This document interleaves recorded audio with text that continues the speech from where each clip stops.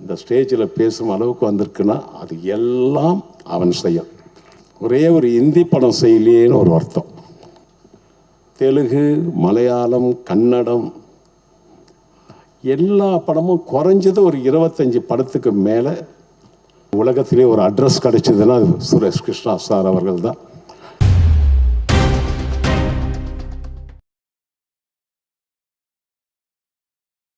படத்துலேருந்து ஒரு பாடல் நீங்கள் கேட்டிருப்பீங்க. அதுலேயே உங்களுக்கு ஒரு டிவைன் எக்ஸ்பீரியன்ஸ் அது வந்து ஒரு ஸ்டார்ட் ஆக இருந்திருக்கும். அது மட்டும் கிடையாது மக்களே, இன்னும் எக்கச்சக்கமான பாடல்கள் இந்த படத்தில் இருக்கு.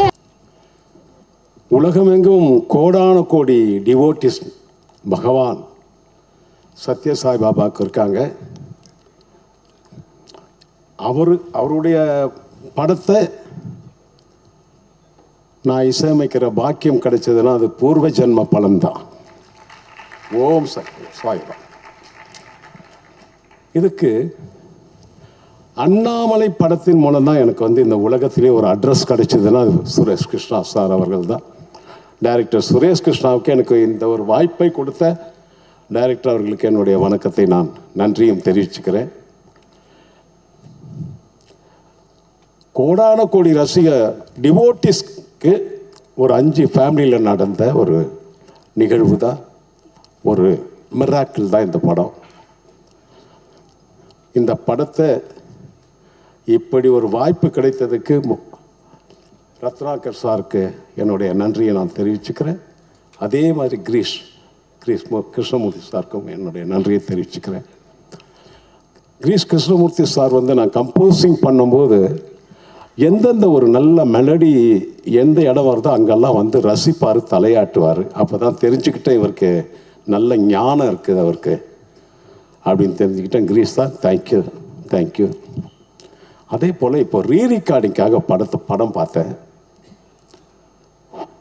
யாருமே நடிக்கலை, கேரக்டராகவே ஆல் த ஆர்டிஸ்ட் அப்படியே கேரக்டராகவே மாறிட்டாங்க. அப்பா இதுக்கு முன்னாடி நான் ஒரு படம் பண்ணேன், சாருகேசி ஒய்ஜி மகேந்திரன் சார்.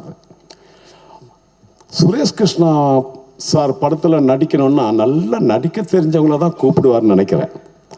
அப்படியே அற்புதமான நடிகர்கள் அவர் படத்தில் ஒவ்வொரு சீனும் அப்படியே மனசை டச் பண்ணி தான் போகுது. இந்த படத்தில் நான் வந்து முக்கியமாக ஒரு வியாழக்கிழமை அன்றைக்கி கம்போசிங் ஆரம்பித்தோம். சுரேஷ் கிருஷ்ணா சார் இருந்தாங்க, விஜய் இருந்தார். எப்படி தான் அந்த பல்லவி எங்களுக்கு அந்த டியூன் வந்ததுன்னே தெரியல. அன்னை நீயே, தந்தை நீயே, ஆசான் நீயே, அகிலமும் நீயேன்னு ஒரு அற்புதமான விஜய் அவர்கள் வந்து அந்த வரியை எடுத்து கொடுத்தார். நான் கம்போஸ் பண்ணினேன். எப்படி அந்த படம் பாட்டெல்லாம் முடிஞ்சு இன்னும் நிறைய பிட் சாங்கெல்லாம் பண்ணி இந்த படம் இந்த ஸ்டேஜில் பேசும் அளவுக்கு வந்திருக்குன்னா அது எல்லாம் அவன் செய்யும். இது நம்மளால் முடியாது. அப்படி ஒரு அற்புதமான காவியம் இது. இந்த படத்தை முக்கியமாக நான் நன்றி சொல்லணும்னா என் பாடலுக்கு உயிரூட்டிய பாடகர்கள். ஹரிகரன் சார் அற்புதமாக பாடியிருக்கார், நீங்கள் கேட்டீங்க. என்ன அவர் அந்த பாவம், அந்த வார்த்தைகள் அவ்வளோ அழகாக பாடியிருக்கார். என் தம்பி மனோ அவர்களுக்கும் என்னுடைய நன்றியை நான் தெரிவிச்சுக்கிறேன். சிம்மை அவர்கள் அவங்க எல்லாரும் நல்லா பாடியிருப்பாங்க. இந்தி காயத்ரி பாடியிருப்பாங்க. இன்னொரு இந்தி சாங் குணால் அவர்கள் பாடியிருப்பாங்க. சுரேஷ் கிருஷ்ணா சார் வந்து எனக்கு தமிழ் படம் மட்டுமல்ல, தெலுங்கு, மலையாளம், கன்னடம் எல்லா படமும் குறைஞ்சது ஒரு 25 படத்துக்கு மேலே, டோட்டலாக ஒரு 50 படம் செஞ்சுருப்பேன் அவரோட கூட. ஒரே ஒரு இந்தி படம் செய்யலையேன்னு ஒரு வருத்தம். அதை இந்த படம் மூலம் என் ஆசையை நிறைவேற்றி வச்சுட்டார் எங்கள் டைரக்டர் குணால் அவர்களை. இந்தி அந்த ஆந்தம், சுவாமி பகவானுடைய ஆந்தத்தை வந்து நான் பாட வச்சுட்டேன். எனக்கு என்ன ஒரு ஆசை, இந்த ஆந்தம் இப்போ பாடின பாட்டு சத்யசாய் பாபா பகவானுடைய டிவோட்டிஸ் எல்லாரும் பாடணும். அதுதான் என்னுடைய ஆசை. இந்த நான் கம்போஸ் பண்ணி விஜய் அவர்கள் எழுதின சாங்கை எல்லாரும் பாடணும். அதே மாதிரி என்னுடைய சன் ஸ்ரீகாந்த் தேவான் தான் வந்து அசோசியேட் கம்போசராக இந்த படத்தில் ஒர்க் பண்ணியிருக்காரு. அவருக்கும் இந்த நேரத்தில் நான் நன்றியை தெரிவிச்சுக்கிறேன். இதில் எனக்கு ரொம்ப ஒவ்வொருத்தருக்கும் ஒரு இது அந்த அந்த நிலைமை மோசமான நிலைமை ஆகும்போது ஒரு பிட் சாங் ஒன்று வரும். அது இன்னைக்கு போடலை.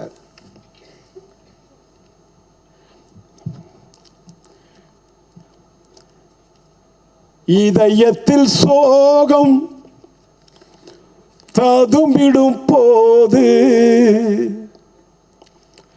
இமைகளில் ஈரம் அரும்பிடும் போது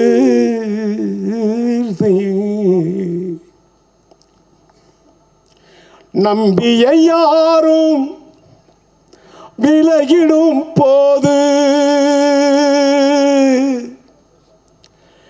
யாருமே இல்லா நிலை வரும் போது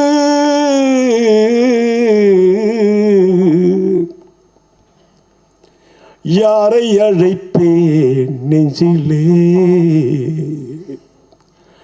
பாபா, யாரை அழைப்பேன் நெஞ்சிலே பாபா, யாரை அழைப்பேன் நெஞ்சிலே, யாரை அழைப்பேன் நெஞ்சிலே பாபா, யாரை அழைப்பேன் நெஞ்சிலே. இது என்ன அப்படியே இது ஒரு தெலுங்கு, ஹிந்தி, தமிழ் அப்படி உருகி உருகி எல்லாரும் பாடியிருப்பாங்க. அவங்களுக்கு எல்லாருக்கும் இந்த நேரத்தில் என்னுடைய நன்றியை நான் தெரிவிச்சுக்கிறேன். பா விஜய் தமிழ் எழுதினாங்க. அதே போல் தெலுங்கில் வந்து சாஸ்திரி அவர் எழுதியிருக்காரு. ஹிந்தியில் வந்து சமீர் சார் எழுதியிருக்காங்க. அவர்களுக்கும் இந்த நேரத்தில் நான் நன்றியை நான் தெரிவிச்சுக்கிறேன். ஒரே ஒரு விஷயம், பாபா எல்லா டிவோட்டிக்கும் மிராக்கள் நடத்தியிருக்கார். நான் 8th ஸ்டாண்டர்ட் படிக்கும்போது ஒரு சின்ன கதை தான்.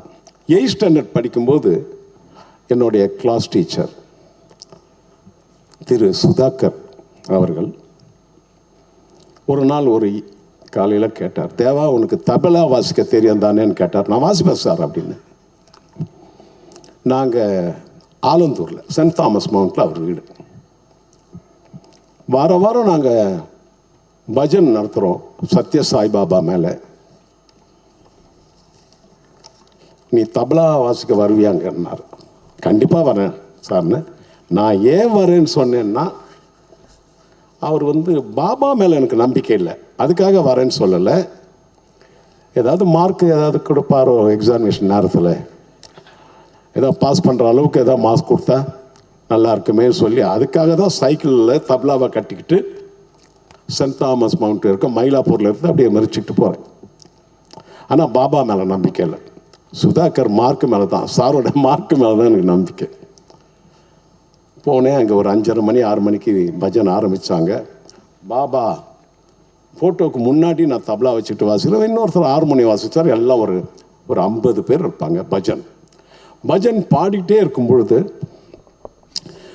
உச்சகட்டத்தில் போகுது பஜன். ஒரு ஸ்பீடாக போயிட்டுருக்கிற காலகட்டம். அந்த நேரத்தில் அப்படியே சாய்பாபா திருவுருவ படத்திலிருந்து அப்படியே திருநீறு கொட்டுறதை நான் கண்ணால் பார்த்தேன். அப்படியே மழை மாதிரி கொட்டுது. நான் வந்து போகும்போது பாபா மேலே நம்பிக்கை இல்லை. அந்த திருநீறு கொட்டும் போதே நான் தபலா வாசிக்கிறதே நிறுத்திட்டேன், ஆச்சரியத்தில் நிறுத்திட்டேன். ஆனால் அங்கேருந்து சைக்கிளில் மயிலாப்பூர் வரைக்கும் வரும்போது பாபாவை நினச்சிக்கிட்டு தான் வந்தேன். இப்படி ஒரு நிகழ்வா, இப்படி ஒரு ஆச்சரியமா, இப்படி ஒரு அதிசயமா அப்படின்னு அப்போ நினச்சேன் 8th ஸ்டாண்டர்ட் படிக்கும்போது.